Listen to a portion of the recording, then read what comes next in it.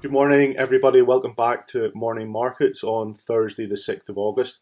A couple of things to share with you today. Firstly, looking at our usual review of asset markets, and then I'll come on and just mention the MPC, where we've had the monetary policy report come out this morning. So, just looking at asset markets yesterday, what did we see? We saw equity markets continue to move higher. Euro Stocks 50 was up about 40 to 50 basis points over the course of the day.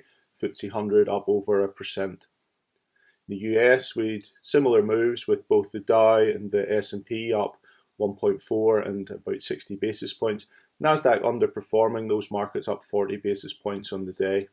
Looking at Asia at the moment, we can see that some Asian markets are trading lower, some higher, so no real clear signals of what's coming out of Asia at this point in time. Looking at the treasury markets and the sovereign bond markets, what did we see there?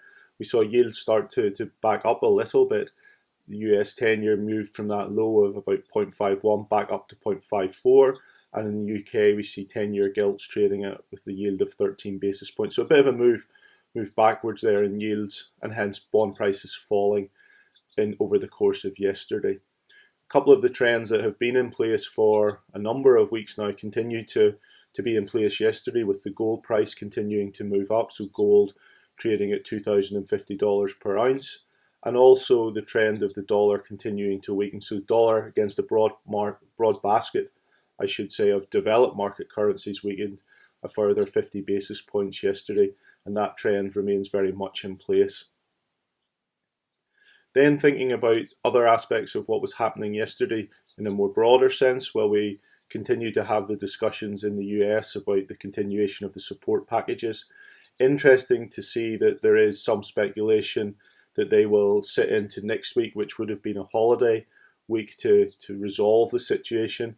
The main stumbling block between the Democrats and the Republicans seems to be around the level of unemployment support that's currently being provided. So we know that at this point in time, well, until last week when it rolled off, and we had a $600 support package for the unemployed working its way through.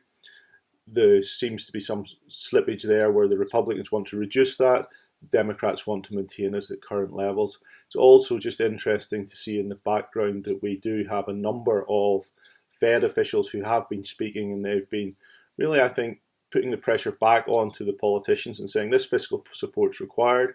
Look at the number of people that are unemployed. We need to continue with the package as it stands. So let's see where that takes us over the coming days. Maybe helping them think about that will be the ADP unemployment report or employment report that we got yesterday. Historically, that's been a good indicator of what we'll see in the labour market report, which will come out tomorrow. That relationship has somewhat broken down over the past couple of months, but what did we see in the ADP report?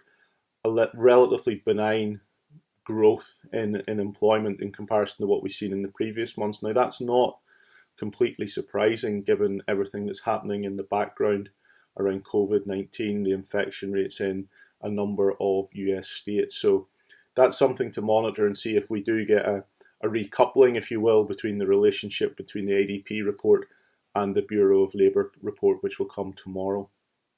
I think the other aspect in the US yesterday, which was supportive, was the ISM. So we touched on the manufacturing side earlier in the week. What did we see yesterday? We had the services report, which continued to show expansion. So services moved up to 58.1 from 57.1 in the previous month. And I am a little bit surprised that services remained so resilient in the US, primarily because of what we see in terms of the shutdowns that are happening in response to the more localized state level decisions to try and suppress COVID-19. So surprising, but a positive, definitely, that services has remained strong. And similarly, we saw that in the Eurozone services PMI yesterday that came out that indicated expansion from the June level as well. Just then turning to this morning, what have we seen? We've had the Bank of England's monetary policy report. No change to interest rates held at 0.1%, and also no change to their quantitative easing programme.